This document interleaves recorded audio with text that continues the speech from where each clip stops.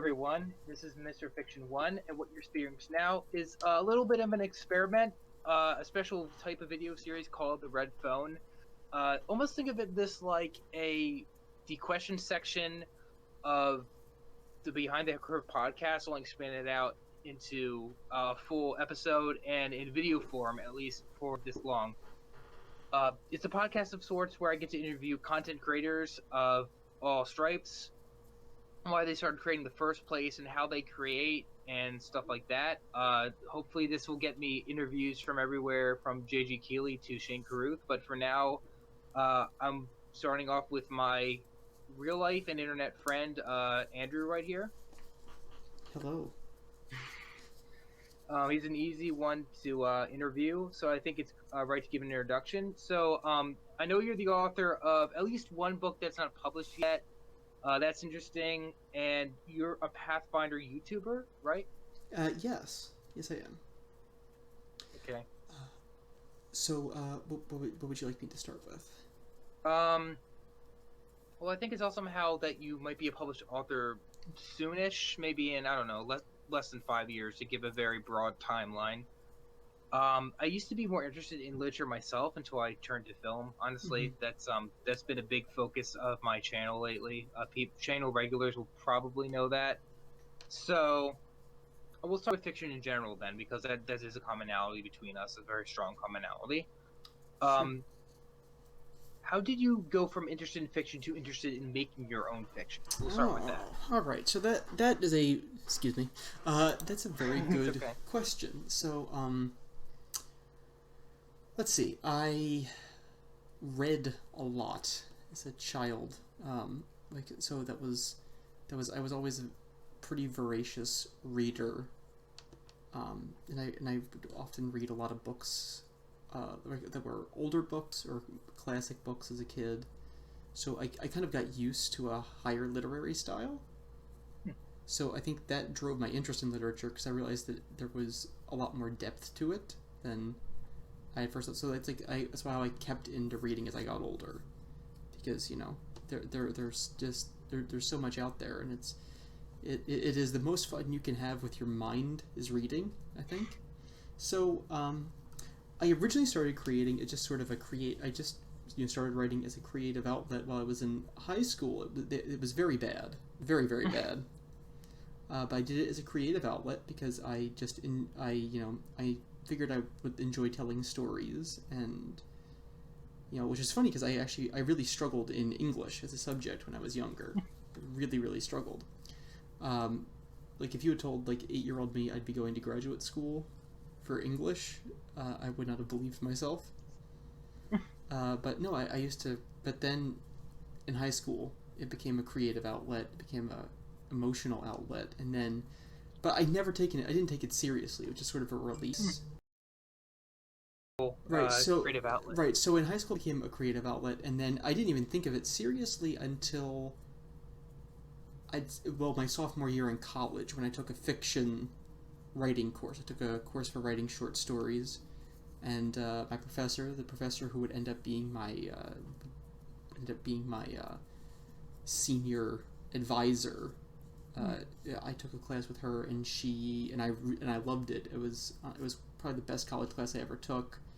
Wow. And my teacher told me that she thought I had a lot of potential, and wanted me to keep working on it. So that's when I started to take writing really seriously. That's when I became a member and officer in the writing club.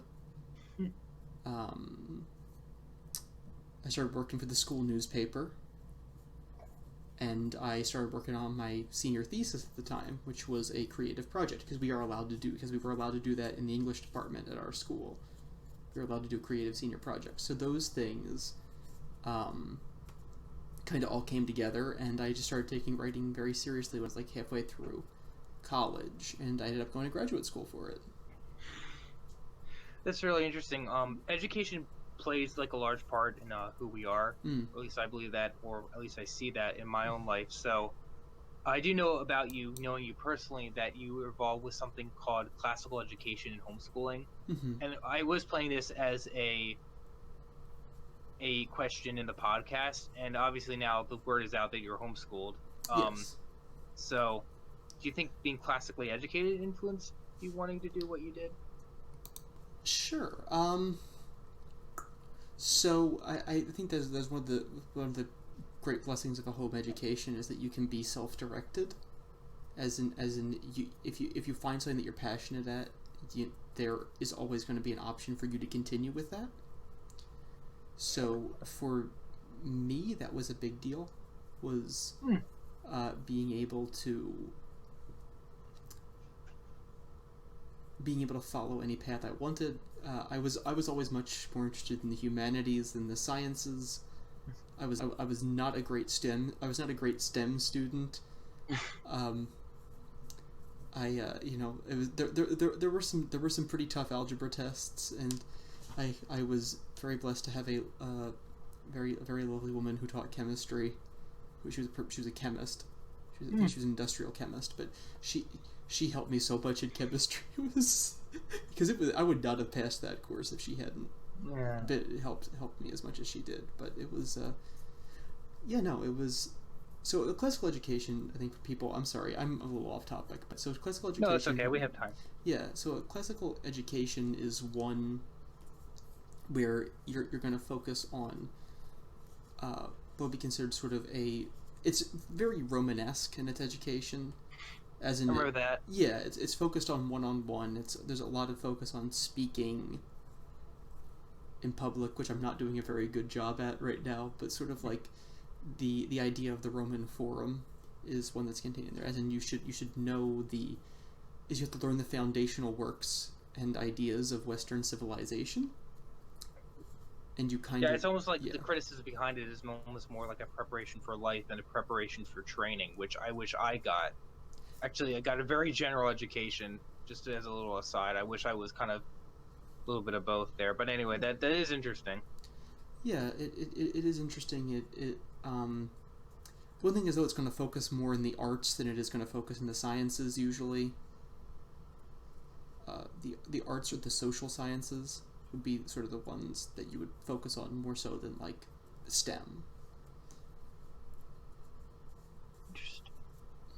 So, this is talking from my side as well as your side, but to me, it's either the height of arrogance or brilliance to decide to make being a content creator as your main job. I think this of myself, too, even though my main job will be something to do with computer science at this point, Mm-hmm. at least what I'm trying to do in college, and I do believe I'll get a job like that. But with that in mind, why do you choose to make being a novelist slash English professor as your main career? Uh, a couple of reasons. I mean, first of all, Okay. is um, I enjoy teaching. I enjoy working with people.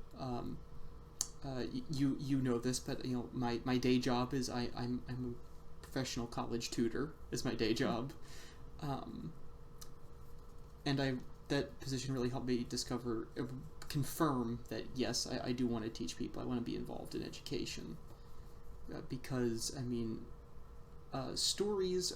I guess this goes for both. Is that stories are the way that society communicates, and that has been true since the dawn of time.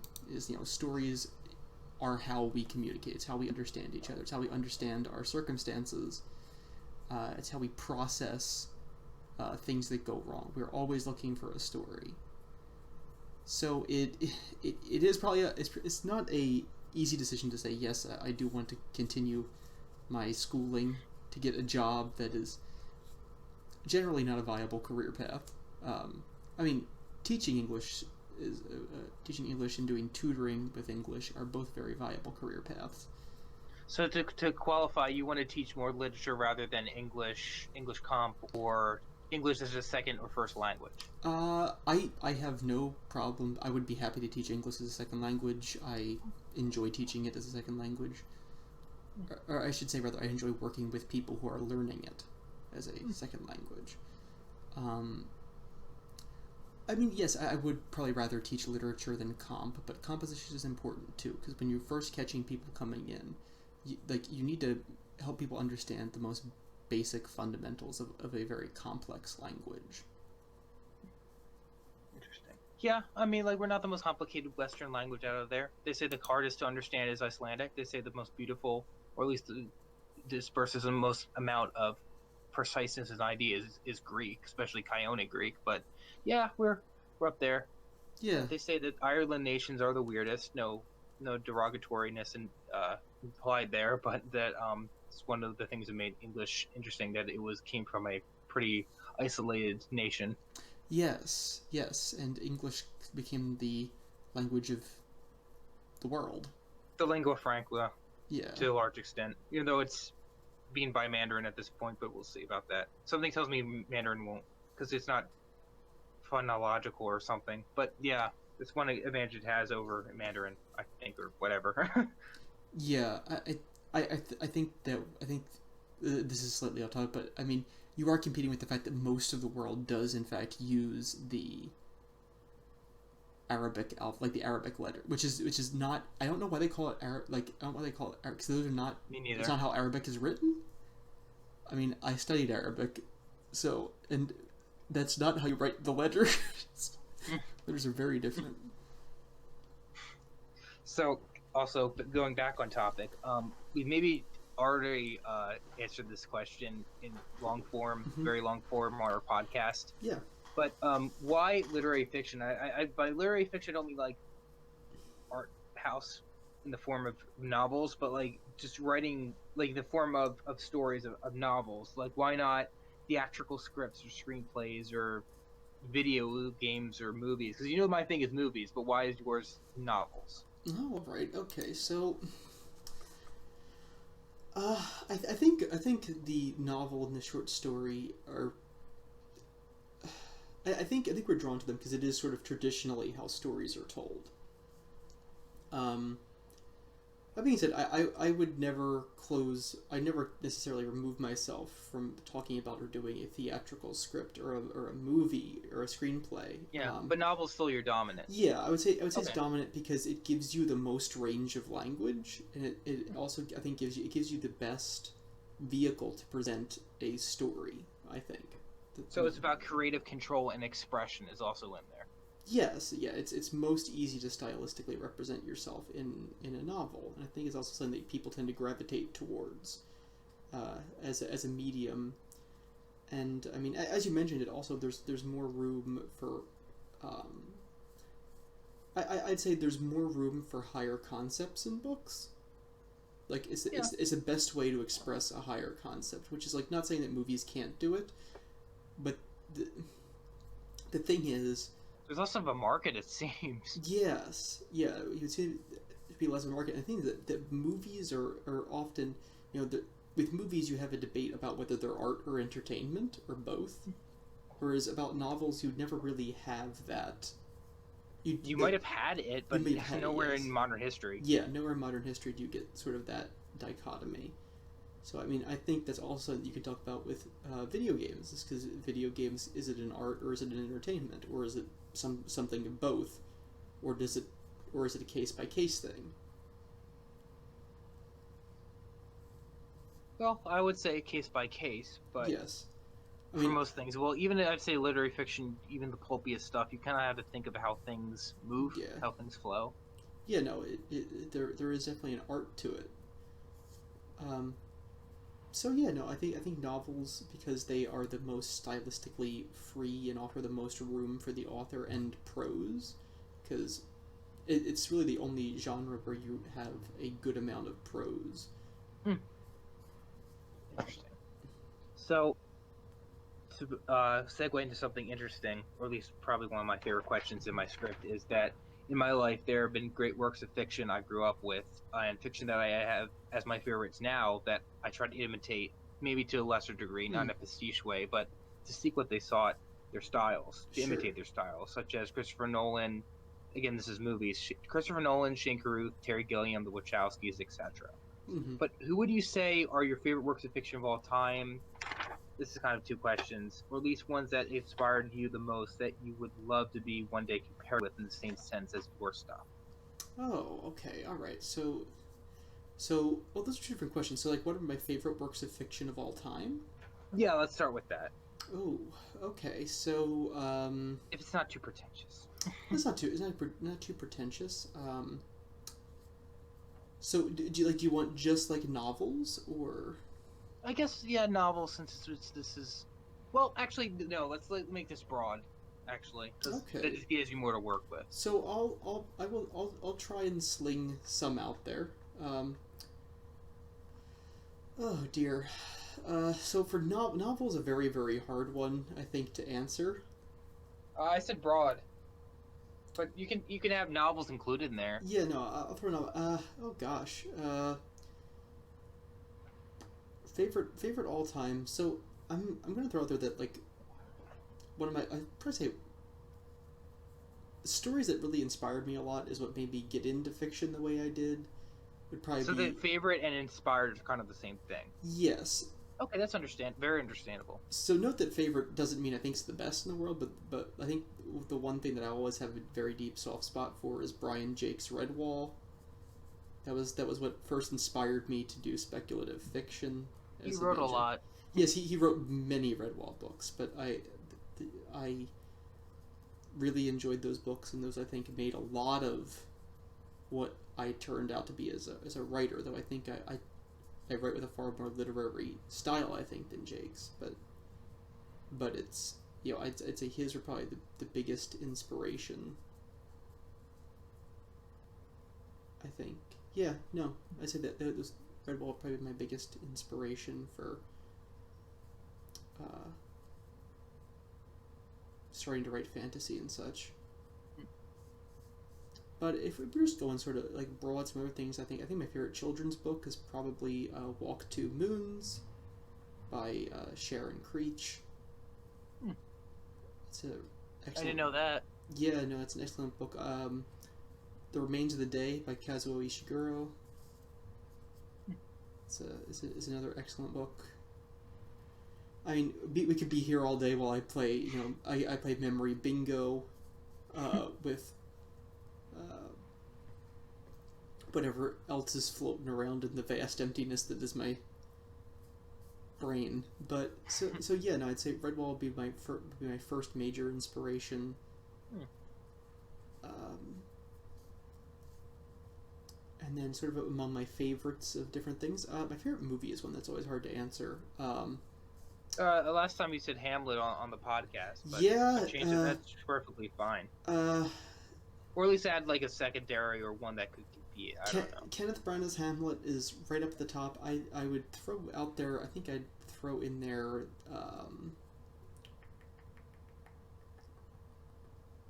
I'd probably throw the Fantastic Mr. Fox in there, It's and understandable.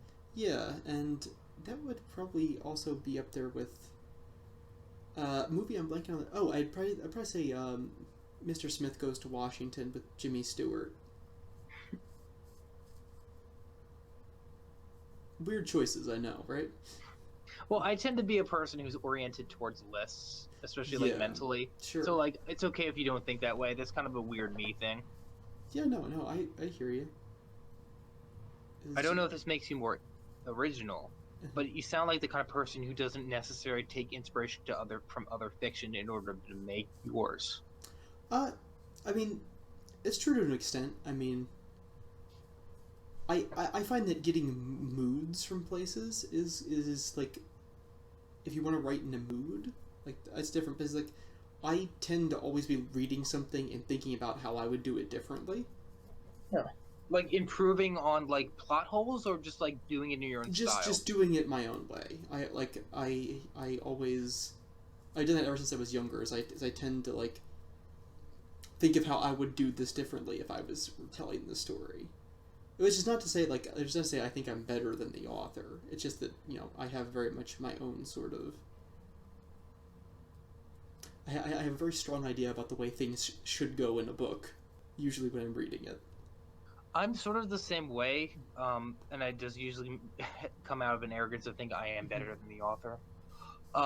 Because I think like, oh, like this wasn't like obviously I like a lot of people aren't going for my level of realism, and Mm-hmm. they kind of like mess up. But like in other times, like I think they did mess up in their realism. And like, okay, that could have been better. Like, why didn't they see that? Usually, I'm distracted with some other detail that really does need improving. But I try to. That's a sort of like me thing. I'm a fixer.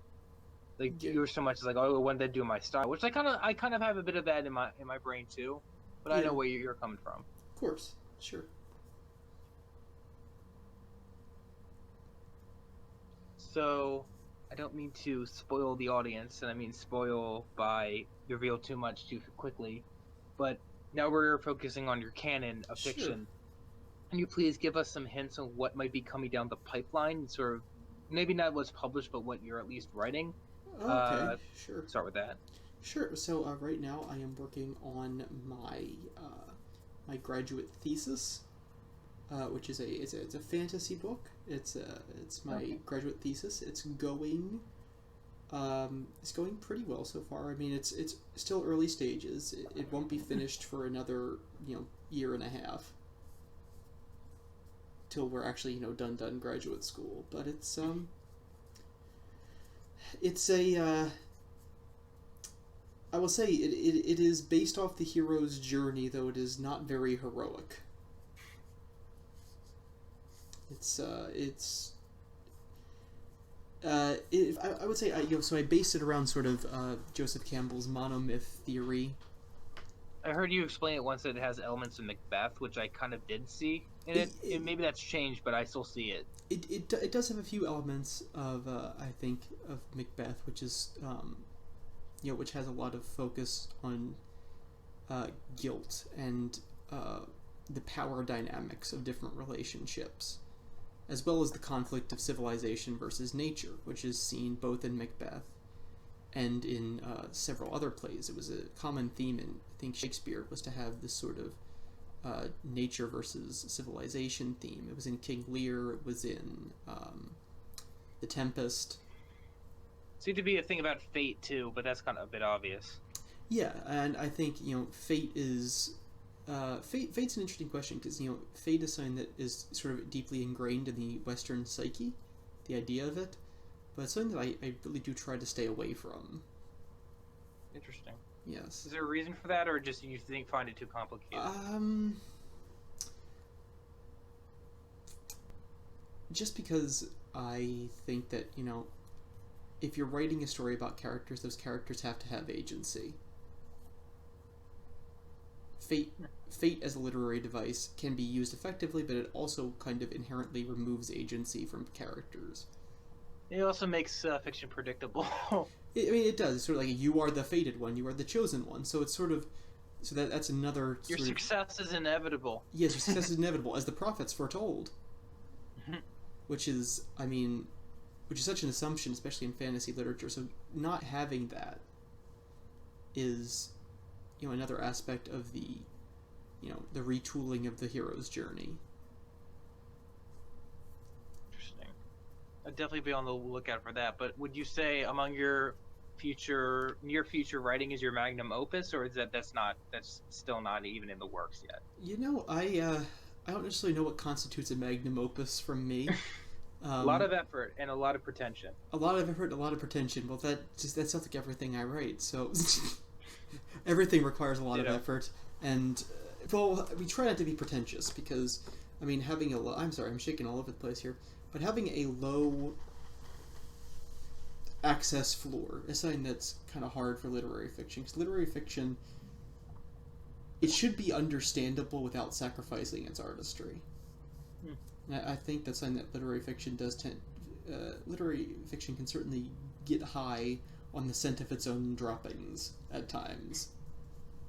Actually, a lot of times, especially more recently, where it's kind of we're seeing sort of more of a divide between like between like a beach read book and like a will be taught in college book. Oh, that's postmodern, like the mixing of high and low culture. Yes, it is. I must say that, like, on a small side note, that I have been slightly been trying to make my ideas more palatable to the average Mm. person without dumbing them down. It's been always interesting to me. Sometimes it's more about the thing that should draw people in. I've noticed, at least with film, is like the imagery, but the thing that should keep them is the ideas, if that makes any sense. No, I mean that does make sense, and I think it's you shouldn't underestimate your audience, but you should also realize that people don't always think like authors need to realize that people don't think like them. Not everybody thinks like, probably most people don't think like them. So it's you have to make a pathway for people that probably don't think the same way you do. And that's interesting because to clarify, there was like a little bit of misunderstanding our last podcast that I was Mm. saying there are certain people who do not want or do not know how to think deep about subjects, and you were saying that that might have been interpreted as a classist view. And what I meant to say is that some people just don't know to think a certain way. They just don't know if certain ideas are out there. And I'm not saying at all. I don't know. I hope the audience understands that my argument never was that certain people are not capable of thinking that way, unless we're talking about, of course, mentally disabled people. Um, that there really are people who don't want to. Yeah, there is a percentage that just they know how to and they don't want to, which is fine. Like that's just their preference. And then there's people who just don't know certain ideas are out there. And I think that's another thing that I think we're both getting out here, that like we should like kind of inform people of the certain possibilities within like the world, which Mm. I definitely see Eurofiction, which I definitely like, especially since it feels much more than a homage than Brian Jakes and Redwall, or at least your first novel. Oh, well, thank you. Yeah.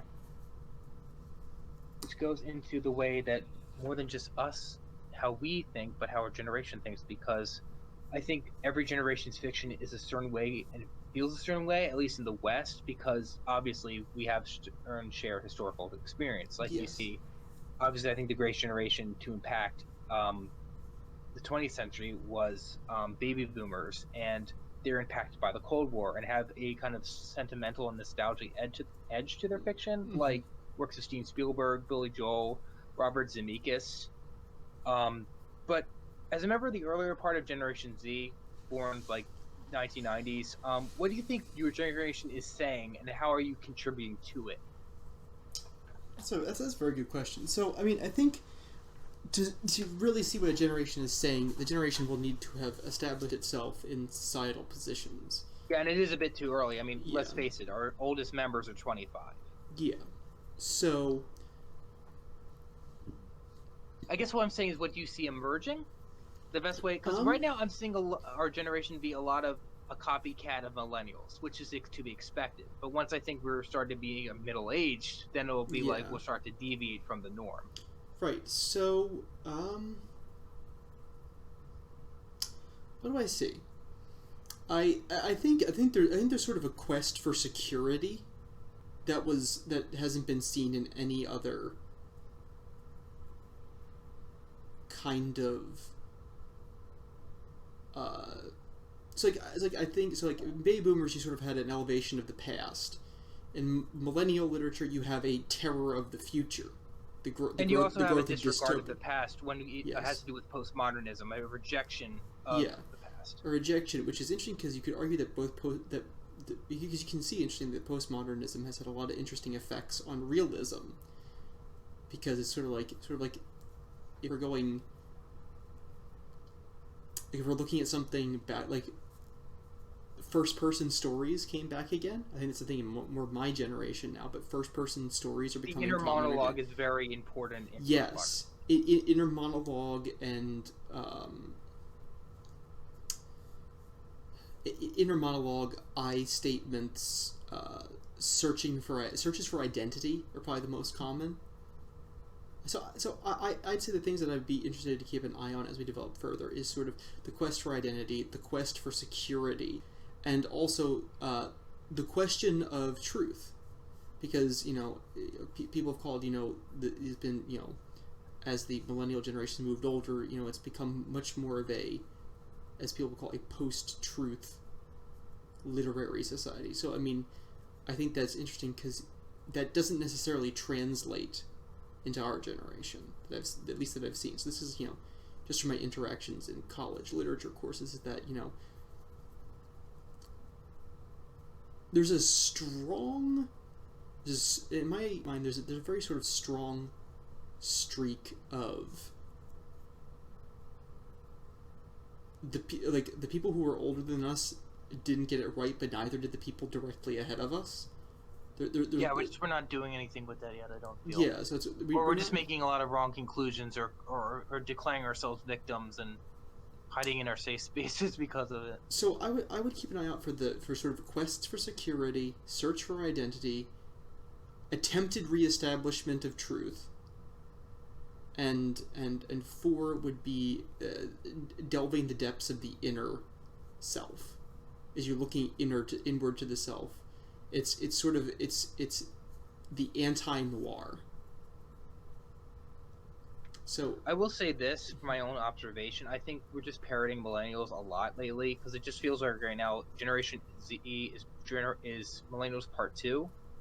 Right now you're seeing a lot of what you call the homeland generation because of the impact of 9/11, and of course now even got the double whammy of, you know what, that we were having a lot of indoor activities, stuff like that, and we were also getting a lot of social fragility.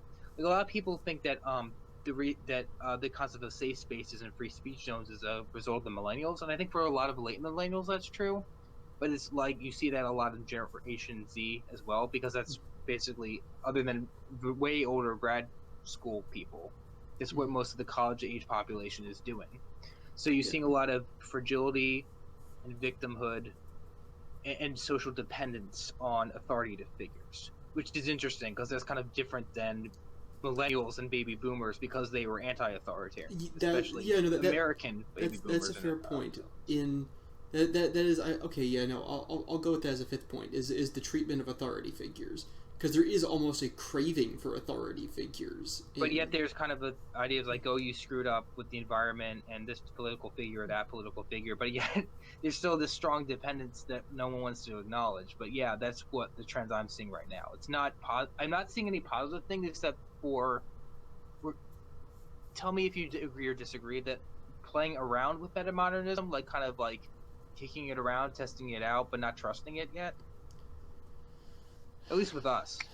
Sure. I think that movement has a while to go yet. I agree. I also think that many young generations tend to start out as I mean, like, and this is very speculative and is kind of away from what we talk about usually, but it's just interesting to see. I think you're right. So it's sort of, yeah, I'd stay with those 5 points, I think. But to sort of respond to something that you're saying is it does go back to identity ultimately, because postmodernism broke down so many things. There's a void that needs to be filled. There's societal voids for authority that need to be filled, and I think that's why we see that. And I've seen it too in literature. That there is, and we've seen that there are some resurrections of classic tropes. Because there's no central, like, there's no centralized sort of authority, which I think is something that people, if they haven't had that, they're probably going to look for something like that, because you had two straight generations that told you don't trust the old ways, and then systematically dismantled the old ways. Not to say they're better, because I mean it's not 100%. It's just an illusion that that good ideas are new and and old ideas are bad, or bad ideas are good and new ideas are false good. False dichotomy. Yeah, yeah. So it's a very false dichotomy. So it's interesting to see, because you're right. There is a certain amount of legalism. As in like, that's one thing I see. I guess starting sort of like, at least in my generation, is sort of like, there does tend to be a bit of an over-the-top treatment of villainy. Yeah. Which is fun, which is sort of like, you see this vacillation between either it's so over the top, that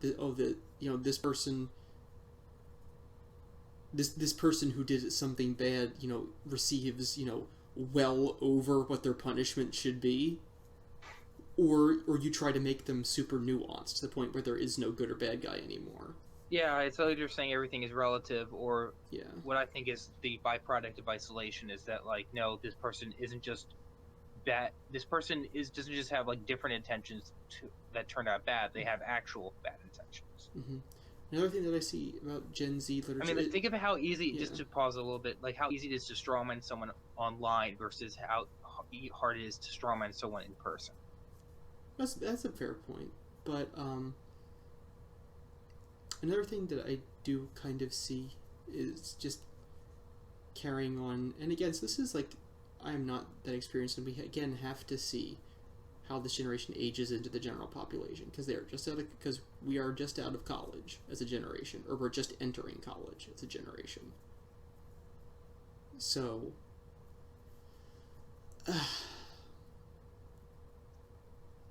yeah, this is all speculation, but there is something to be said about the idea of the inner monologue coming back. See, inner monologue and sort of the idea of the I stories is a major factor because they're ultimately a look for identity, and in the identity there is security. There is this is an internet thing. I think is there's an intense pressure to be unique.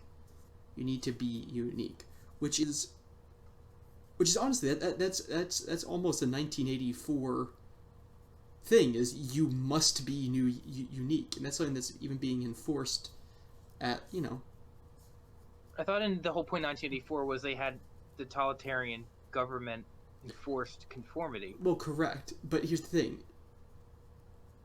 You're trying to do the opposite. Like, you're being mandated to be unique. Yeah, that is true, yeah, especially in the West. Yeah, and in the West. So that is something that you sort of see. But, which is interesting because we find so many much more cookie-cutter stories. Like, there are a lot, like, if like, what's the most common young adult book? It used to be the post-apocalyptic before it was like there's a vampire trend. Yeah. Now I don't know so much. I'm just assuming they're going to rehash all post-apocalyptic things because of you know what, but it's hard to say. We might go into just general escapism and some other weird thing. Right. It's so there's more of sort of, I think sort of it comes in waves, it moves in waves. But like, what was like when we were in high school? The trend was very post-apocalyptic, and it was usually plucky teenager with a plethora of very unique friends who were essentially all just page placeholders get put into some sort of weird fight with some sort of oppressive government to replace it with another oppressive government that everybody says will be better. Very, very, very futile, very sort of... And, it's... And I don't think necessarily the inner monologue or the looking for security or the trying to reconstruct things. I think those are all positive things, but the thing is, the current literary and/or academic powers that be have no interest in that. Oh, I mean, yeah, especially since we might not necessarily. I definitely think it would affect us, but like we might not essentially like try to accept it. Like, I mean, the way previous generation had, like creating homages or something to that extent. I mean, the people who fought the man are the man. That like just like so. All the like those like the academics who were all questioning the powers that be, and the rebels are now the establishment. So and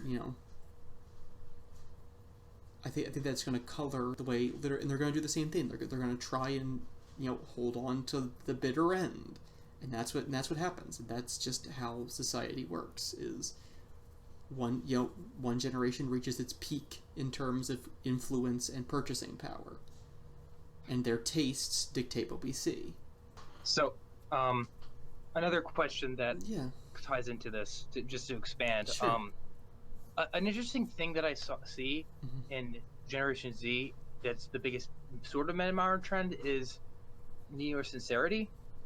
Yes, sincerity. You see this with fandoms, but you also see with politics that are kind of contradictorily predicated on deconstruction. Like, I'm sincere about being an anarchist, or I'm sincere about being a Marxist, and they're all over it in their social media and displaying it, being proud of it. Like, do you think that's just like a transitionary Yeah. condition to the fact that we're being sincere about deconstructing things, or what's that all about? Uh, uh, I'm not sure. I would say yes. Sincerity is something that is back, and the idea of a likable main character is back. That's something that went away for a while. It was Because like we had the '90s and the the '90s and the sort of 2000s. 2000s anti-hero. Yeah, you had sort of the obsession with anti-heroes, which is something that we do seem to be moving away from. I'm okay with that. I'm very okay with that. Like, I mean, it's like, especially like, so it's just like some of those like mid 2000s young adult books. Man, they had some really unlikable leads. It's just like, anyway, but just to simmer my, I mean, look, it's so essentially we're coming out. We're the Hunger Games generation. I don't know if there was a more influential book for our generation than the Hunger Games. Just like for, you know, the baby boomers, what was their probably most influential young adult book? You could say either, I'd argue Maybe either Stranger Catcher. in the Strange Land. I would think either Catcher in the Rye Catcher in the Rye, yeah, that's. But or that's The actually that's Giver. more Greatest Generation because they would have been most would have been as old as Uh, 6 years old. But I would say that as it progressed, it came, and there's also Stranger in the Strange Land, which you know about that, right? yeah, to some extent, yes, I do. Okay. Yeah. But I mean, That was very influential on counterculture too.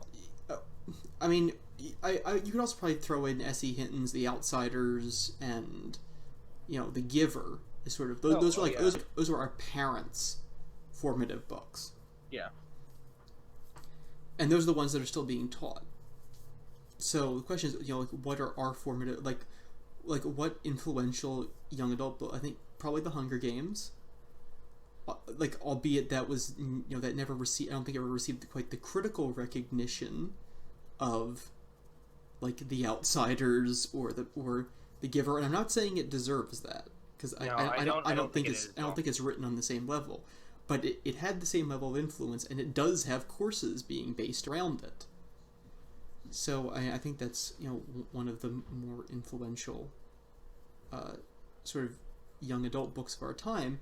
Would you say Twilight also is was that it was written by a millennial, I think, but would that more Generation Z? Uh,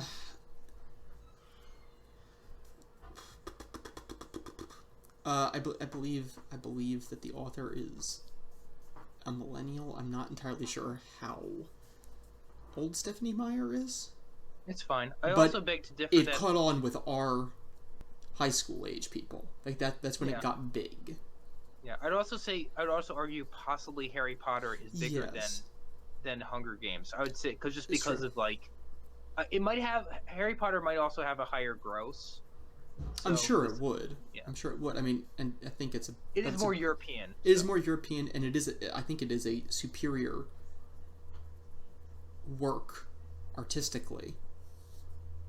I Um, would actually agree with that. Not by much though. I would agree by I would think by quite a bit. But so you sort of have these, which is so the question is like, how does that affect people? Like how the interesting thing is that we do see that the biggest books for our generation are not the ones that win the Newbery Award, or Yeah, that's concerning. which is But not this might be true like for the previous the fake, generations. and this is influential too. But just the fact Mm-hmm. that literacy is just skyrocketed in the past like 30 to 40 years, especially the Right. fall of the Berlin Wall. More Yeah. people just can't have read. It's not censored. Yeah. Like, I mean, I can't even tell you what won the Newbery Award the past year. I Me wouldn't neither. know, but it's not something that gets, you know, advertised a lot. But so, I mean, I think also Generation Z is also kind of trademarked by, I think, the awareness of mental health and mental state, which is part of the inner consciousness monologue. And I think so. Like, if you kind of want to get a taste of Generation Z, it's the generation that isn't sure what time period they belong in, because you know they're sort of almost like that trust of authority figures that is somewhat inborn into 80s corporate culture. There is a trust of systems. The fear is the system falling apart. Like that's also what we see, from the growth of zombie media. You're not afraid of the zombies. You're afraid of the system falling apart. So, and you see things like a nostalgia for anemoia, nostalgia for times that never were. The sustained popularity of things from the late 70s into the early 90s, which was you say 90s nostalgia is part of millennials, but 80s, 90s, late 70s nostalgia was absorbed by Gen Z, but it has maintained its level. It hasn't slacked, which is shocking. And I remember it starting to come back when I was 12 or 13, and I'm 23, and it's still out there. I think because it's you're living in a chaotic time, so you go back to the time that your parents told you about, when the world was newer and everything was growing. So and the availability of that media and whatnot because of online shopping and yeah, stuff like that, and online streaming. so Obviously, I've said that probably a million times. yeah, I mean it's so I think you're also more likely to see single characters dealing with their thoughts because you have isolation. Virtual isolation is a thing. I think we're all experiencing it. Yeah, millennials I see more communitarians too. Like maybe that is like from not necessarily from a belief in Marxism, just like how it is. But I don't see that as much in our generation. It's not good. As in there's less focus on the community, or there's less. There's most focus on community, and there's also less physical interaction. Yeah, the uncomfortableness, physical uncomfortableness, crowds kind of went from being, it's just interesting because you see like symbols being flipped. I mean, like I don't know. I think we have to see how this generation will prove itself once they start getting into academic positions. That's where you're going to see the biggest alteration. One last thought, Sure. that I think that the reason why we might have a problem finding out what Generation Z enjoys on average, because we go to all the generation people I am with are all churchgoers, so or almost entirely churchgoers, and like that. From what I understand, Generation Z has an even less church-going population, so already we're with a subset of a population that does not represent the whole very much. So you're probably going to get so much more religious and conservative people that doesn't represent Generation Z. Just a thought. Well, I would also throw out there that across religions, generally, our generation tends to be more religiously conservative than their parents' generation. It may not be in greater numbers, but they tend to be more religiouser. More religious is fine. Yes, but so I think that so that's an interesting dichotomy. It's not really a dichotomy though, but there's an interesting pattern that shows our generation may be lower, but it's more dedicated, which makes you think, oh, it's something to do with sincerity. There's something to do with sort of the sincerity, the inner monologue. But I mean, I don't think it's necessarily a negative thing that we are focusing so much on inner monologue and mental state and search for identity. Because, I mean, ultimately, all characters across all generations of literature are searching for an identity. It's just that, that has become the main quest, I think, for a lot, is, to find belonging. Belonging might be the most vital part, I think, of Generation Z, is because people are trying to figure out in what time, in what place, and with what people they belong, which involves tearing down, but it also involves reconstructing, which is something that is very foreign to postmodern, and I would even say millennial literature, is the idea of rebuilding. All right. So you guys know that I had to go. I can't go on and on. I'd like to go on and on, but I can't. I have more fiction videos to write, but more importantly, I can. Well, when I wrote this, I said I had to go back to college in the early part of February, but that's not relevant anymore. Nope. So there's that. Hopefully this won't be the last episode. I don't know who I could interview next. I have some ideas. The local filmmaker Tom Linsky. Mispronouncing his name comes to mind. We'll see about that. I really don't know. But if you're a content creator and looking for an interview, talk with us here at Mr. Fiction One. We might get you on as long as you keep it brief and PG. We'll probably be able to consider you. As for you, Andrew, you've been a great guest tonight on my channel, and I hope you and everybody watching this has a great day. So this has been the Red Phone Podcast. All right. All right. Have a good night, everybody.